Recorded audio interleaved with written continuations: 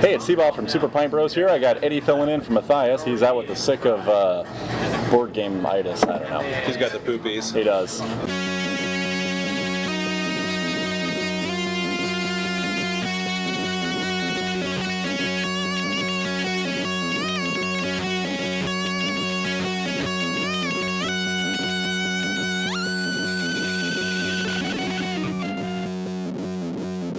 So we're here at Battle and Brew in Marietta, Georgia, and I've got Joel here from Monday Night Brew. Howdy. Hey. So he makes some really, really great beer. It's kind of available here in the Atlanta area. Tell me how you got into brewing. Well, me and a couple buddies started brewing on Monday nights because there's nothing better to do on Monday nights. And speaking of poopies, actually one of our first beers that we brewed. Who has the poopies? Matthias? Yes, okay. Absolutely. So we brewed a pumpkin ale that caused us all to get the poopies, and that was one of our first beers. So we called it the Far From Poopin' Pumpkin Ale. Was it worth drinking though? It was actually pretty good, but we fixed the poopy problems later in the recipe. So you guys, I know you were homebrewing for the longest time, and now you seem to be kind of everywhere over here in Atlanta. How did you get to that phase? So our wives finally told us that we've been spending too much money on just making our beer for ourselves and giving it away for free, and so they said you need to kind of actually get a return on this investment in all these tens of thousands of dollars of beer supplies and beer equipment, and so we launched our beer about a year ago. We've been brewing about 7 years. All right, cool. Kind of as we got into it, we realized, people kept coming every Monday night just tasting the new beers, and we would get feedback, tweak the recipes, and then we said, you know what, we need to. People kept saying, when are you guys going to start selling this? When are you going to start selling this? And so finally, about a year ago, we started selling it. We're in about 150 bars and restaurants right now in Atlanta, and only draft right now, but eventually we'll start doing bottles as well. So. Now, do you still brew at home, or are you like a gypsy brewer? Well, so with the laws being as strict as they are, we can't. Thank we can you, no South. longer. Yeah, exactly. Bible New Belt. Georgia. Yeah. We can't any longer sort of have the open brewing sessions at our house. We can kind of do that closed brewing sessions, but our commercial beer right now we make it up in South Carolina, and then we're building out kind of our full-on commercial space right down here in Atlanta on the west side, and that'll be open later this year, early next year. Cool. Do you get to do any like personal brewing anymore though? We do. Yeah, we do. We can't talk about it though because the feds and the. So when you're off, selling moonshine or just beer? Exactly. So when you're off the clock and you guys make beer for yourselves, because I think I was in North Carolina this last week and we were home brewing there, and their law is I think it's like 200 gallons of beer you're allowed to make a year. We figured it out, and it's like you're basically allowed to home brew once every 2 to 3 weeks. Right. 1 5-gallon. Yeah. That's it. So it technically it says per head of household, I think is how the law reads, and so that's why we invited lots of people to come so we could have multiple heads of household. That sounds like an old count law. in their Heads of quotas. household. Yeah. So I mean, you guys both are drinking my beer. I think I count, probably at least 200 gallons for each of you right now because you're head of household. Yeah. We're drinking together. So I'll take 200 gallons of beer. why not? That would be a really rough morning, but I think we can do it. Perfect. So tell me about the brews that you guys have. How many do we have? So we've got 3 that we've launched so far. Drafty Kilt, which I'm drinking here, is a Scotch ale. It's a fantastic beer. It's about 7.5%. It's made with 6 different malts, and it drinks like sort of it's a Scotch ale, but it's a sort of smooth, very balanced Scotch ale. It's not going to blow anyone away with smoke and feel like they just sort of walked out of a barbecue or anything like that. We have the Belgian wit beer, which you were drinking. It's called the Fu Man Brew. I highly recommend it. And if you like Belgian ales, this is some good stuff. Yeah, and we actually brew it with ginger. I'm not sure if you taste that at all. It gives sort of a sweet, spicy kick to it. It's very nice. Oh wow! And it's a great summer beer too. So. And then our third one's the Eye Patch Ale, so it's an IPA, 6 and change in terms of alcohol percentage, and again, meant to be kind of a really balanced IPA, nice balance between a British malt base and then American hops.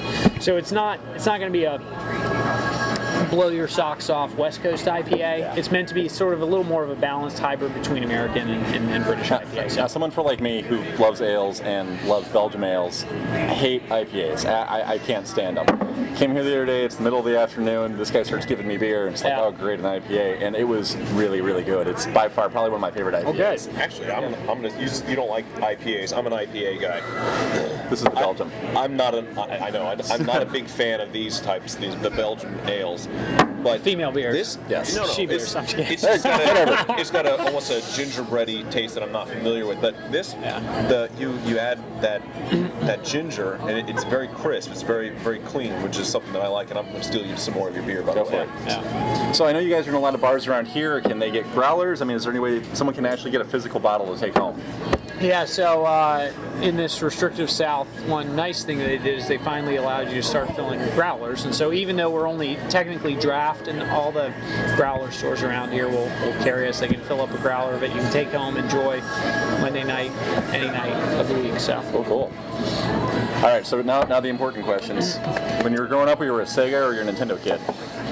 Nintendo. So I grew up in Japan and moved there when I was about 4 years old. And you guys had the Super Nintendo, which was like sort of the first gaming system, and it was about like yay big. Yeah. Well, in Japan, the Japanese version of it was called the Famicom, Famicon, Famicom, family computer. It was basically, ours, the Japanese at the same time they were making this huge Super Nintendo, I think they thought that Americans think that bigger is better, so they tried to make their gaming system huge, but the exact same system that was probably a lot more powerful and had all the newest games in Japan was only about yay big. Well, yeah. And so we were all, I had the first Famicom. I was really big into Street Fighter. It was like my game, man. And I had brothers, and so we would live vicariously through the fights that our mom wouldn't let us have with each other. So what was your favorite we would character instead do on Street Fighter? On Street Fighter. Gosh, What was the girl's Chun-Li. name? Chun-Li. I was a Chun-Li and a Vega guy because they were so I had a little bit of a fast. crush on Chun-Li, actually. I thought she sort of had that Asian flavor. You were the only one. Yeah. At the very end of the game, when she defeats Bison and she's walking and she's like throwing her jacket, you're like, this chick's gonna get naked. This is gonna be awesome. And then she doesn't. No, and just, very, very big letdown. Oh no, when I was a kid, it was Zelda. Like that was the thing. And I remember being 10, 12 years old and it taking me. I don't think I ever beat it when I was a kid ever. And I mean, it's like hours and hours on this thing. And like at one point, my mom told me to turn the game off. And Which Zelda? The first one, the Zelda. And I remember crying, like not like fat kid running at a kid cry. I mean, like I was really crying, and because I couldn't save my game and I had to die, and I had like the suit and all the hearts, and it was taking too long, like running into this goblin. No, I was a Sega guy. Everybody I knew had Nintendo, except for one other kid who introduced me to Sega. So you had to be different. I played Alter Beast and, of course, Mortal Kombat. But the Sega Mortal Kombat, you didn't have the blood. You had to do a blood cheat. And you had to be quiet about it, or else the parents would know and get in trouble. Yeah. So growing up in Japan, I mean, I know that's where all the games kind of start, and over there it used to be the longest time. You got them first, and then we got them. That was awesome. I would come back to America and I would like talk to all my Japanese friends all my American friends and tell them about all the great new games we had that they still didn't have, and they would get all jealous, and it was pretty sweet. But even in Japan, you occasionally had to pull out the video game and do the old the sort of wet finger and the blow trick on the games. Kids. Had to blow it. Like, what's up with that? You can't figure out how to make a good contact work when you play in the game. The worst part about that is like we all did that as kids, and it actually ruined the games because it corrodes them. Exactly. Like, that's just what Exactly. you do. And I found my old Nintendo a few weeks ago, pulled it out for the first time, had all these guys over. We have Star original, Trek. Like the original. Nice. I've got my Big Sega ass too. American size. Yep. Nice. And we have Trek nights, and like about once a month we get together and I pick out a theme for Star Trek, and it'll go from Enterprise to Next Generation, the original series. I think the first night was Deep Space Nine, and the original series was Tribbles. People put way too much effort into actually like orchestrating which episodes we're going to see next Nice. and why But they're going to be connected. it's for people who don't watch Trek. And you do themed foods to go along with them. Well, we No, just but kind of that's a drink good idea. beer. We can start doing that. Yeah, well, it's just beer really, and it's just bring what you have. But the first thing we all did was, you gotta blow on it. And it's like we got the alcohol and everything you're supposed to do, but it's like we're 30 years old and it's still blowing on it and ruining our It's a game. natural reaction. Just exactly. blowing it. Yeah. So I know you guys are doing the meet with everybody tonight. What are we seeing tonight? What are we seeing in terms of? Like you're just here to just kind of say, hey, we got some awesome beer. Try it out. Yeah, we're just here to hang out. This place we're at Battle and Brew. It's my first time here. But it's an awesome spot. They've got, as you can see, video games going in the background. I was talking. It's Nerd Haven. Exactly. I don't know how much they can actually see, but yeah. But trust us, there are people playing video games back there. But yeah, we're here. They've got all three of the beers on tap. It's an awesome spot. They do trivia nights here. I think you're going to be back here filming again later. We'll be back before Dragon Con. Yeah, absolutely. And, it's a great spot. Good beers and good guys to talk with here. Absolutely. So, well, we approve. And rather than saying cheers for Super Pint Bros, you have to say one up. One up. One up. Thank you for meeting with us. All right, so we were here. We tried the Monday Night Brews. You had the IPA? I had the IPA, I had the Scottish Ale, and now I've got the Belgian. I've had all of them. What's your favorite? Scottish Ale. Scottish Ale? Yeah. I'm a Belgian guy. I admit I always will be. The IPA is really good for people who don't typically drink IPAs. I will say that. So if you're not a Sweetwater kind of guy, try it. It's really good. You can pick it up at a couple of different growler places down here, which is kind of cool. But I highly recommend it. I say they get out of 5 lives. How many do they get? Extra lives. 5 being the most. Just 1 regular mushroom. How many mushrooms? He wasn't explaining that to you. He was actually explaining that to me. Can I do halves? Sure.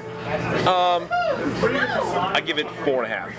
I'll go 4.5 as well. So Monday night, good job. One up.